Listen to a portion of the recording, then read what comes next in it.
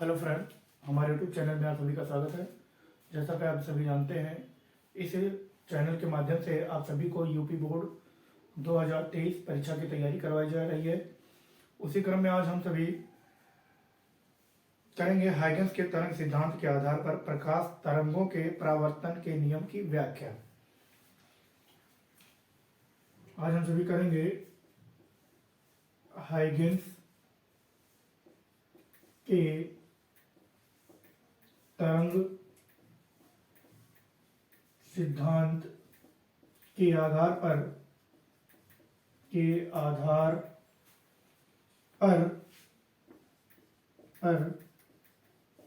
प्रकाश तरंगों के परावर्तन की व्याख्या। परावर्तन के नियम की व्याख्या।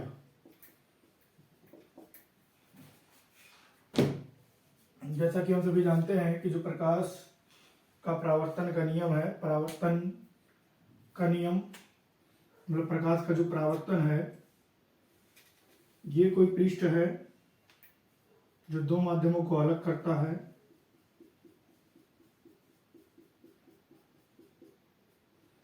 ये है ए और ये है बी, या इसी को हम यम डैश मान लें।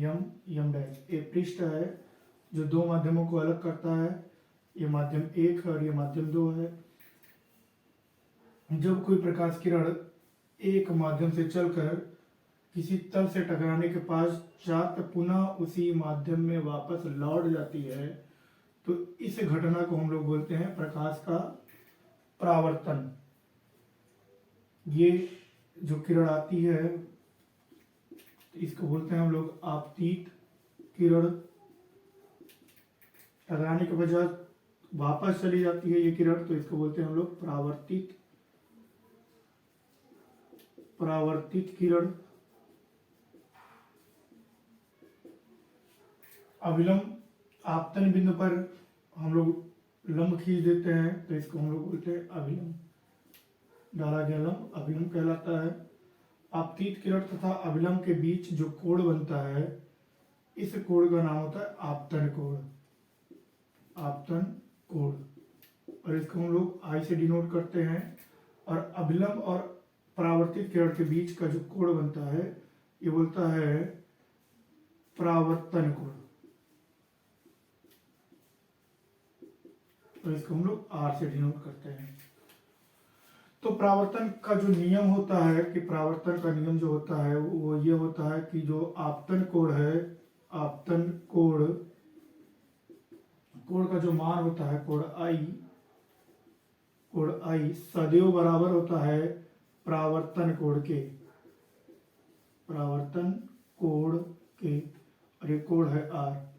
तो हमको प्रूव करना है कि कोण आई बराबर होता है कोण आर के। ये प्रूव करना है हाइगन्स के तरंग सिद्धांत के आधार पर प्रकाश तरंगों के परावर्तन के लिए हम लोगों को प्रूव करना है कि कोण आई बराबर होता है कोण आर। तो इसके लिए हम लोग सभी करते हैं।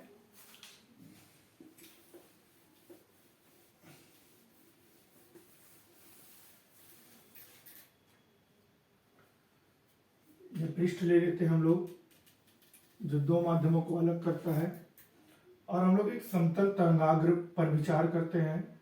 एक समतल तरंगाग्र आता है, ये समतल तरंगाग्र है। ये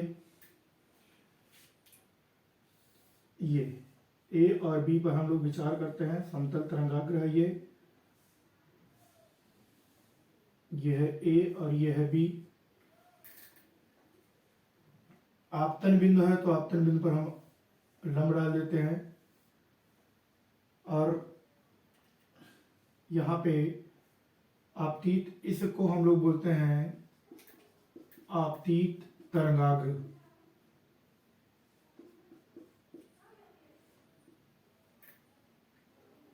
आपतित तरंगाग्र ए और अविलंब के बीच का जो कोण बनेगा ये आई होगा। तो इसके बीच का जो कोण होगा ये होगा 90 माइनस आई।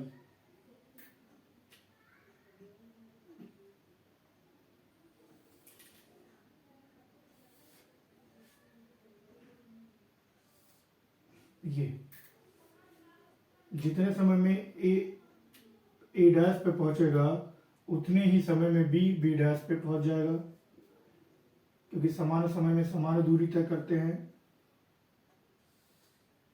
और इस पर हम लोग अभिलंब डाल देते हैं। ये बिंदु है हम लोगों का बी डैश। ये परावर्तन कोण है आर, तो ये जो कोण आर है तो ये हो जाएगा हम लोगों का 90 माइनस आर, तो ये बनेगा आर। ये हम लोगों का जो कोण है ये कोण हो जाएगा आई, क्योंकि ये पूरा कोण बनेगा 90, यहाँ से लंब डाला गया है तो 90 बनेगा, तो ये 90 बनेगा यहाँ से यहाँ तक। तो 90 तभी बन सकता है जब ये पूरा कोण आई हो, क्योंकि ये 90 माइनस आई है।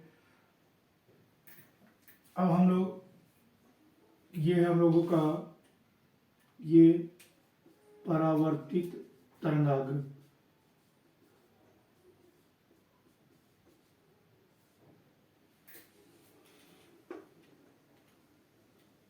ये आपतित तरंगाग्र है ए और बी। यहाँ पे जब ए जितने समय में ए डैश पर पहुंचता है उतने ही समय में बी डैश पर पहुंच जाता है। तो हम लोग मान लेते हैं एक समतल तरंगाग्र ए डैश ए बी है। हम लोग मान लेते हैं कि माना एक समतल तरंगाग्र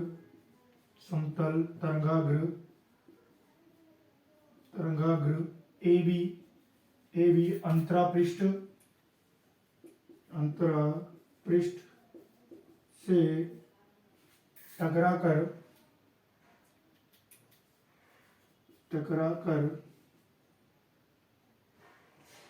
ए डैश बी डैश मान लेते हैं एक समतल तरंगाग्र ए बी अंतरापृष्ठ से टकराकर ए डैश बी डैश के रूप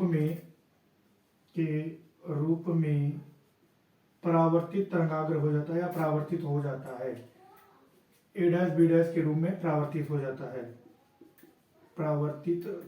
जाता है। जितने समय में ए डैश पर पहुंचता है, जितने समय में ए डैश पे पहुंचता है उतने ही समय में बी डैश पे पहुंच जाता है।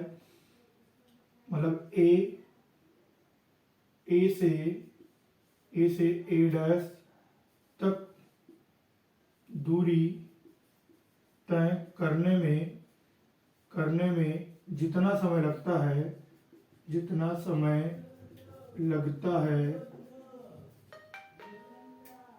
है उतने ही समय में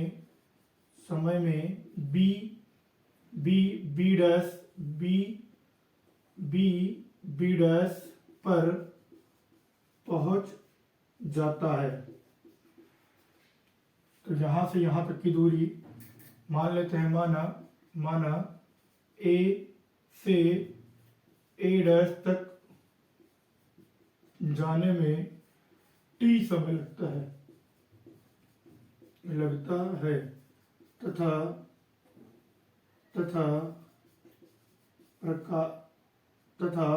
प्रकाश का वेग या तरंग का वेग जो मान लें, प्रकाश का वेग c है।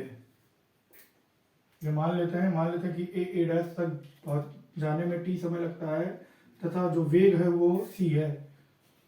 तो ए डैश दूरी चाल बराबर होता है दूरी बटा समय। तो दूरी बराबर हो जाएगा चाल गुणे समय। तो दूरी है हम लोगों का ए डैश बराबर चाल है c गुणे टी। ऐसे ही बी डैश बराबर हो जाएगा c इंटू टी। तो ये हो जाएगा हम लोगों का ए डैश बराबर हो जाएगा बी डैश और बराबर c इंटू टी। ये इक्वेशन नंबर मान लेते हैं फर्स्ट।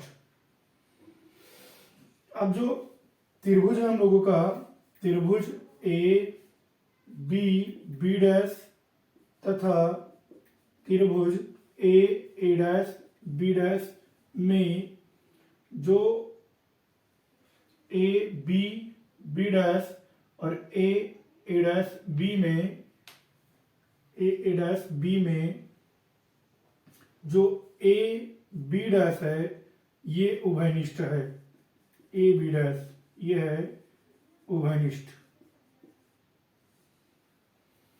और ए डैश बराबर है बी बी डैश। ये समीकरण फर्स्ट से ए डैश बराबर है बी बी डैश के। फिर ये जो कोण है, ये वाला कोण, ये दोनों में 90 अंश है, मतलब कोण जो हम लोगों का है ये कोण ए डैश और बी डैश, कोण ए डैश बी डैश दोनों में उभयनिष्ठ है, दोनों में उभयनिष्ठ है। का कोण है ये त्रिभुज ए बी बी डैश तथा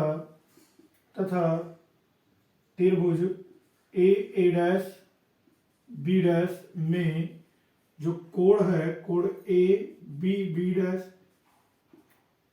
बराबर है कोण ए डैश बी डैश, और ये बराबर है 90 अंश। अतः त्रिभुज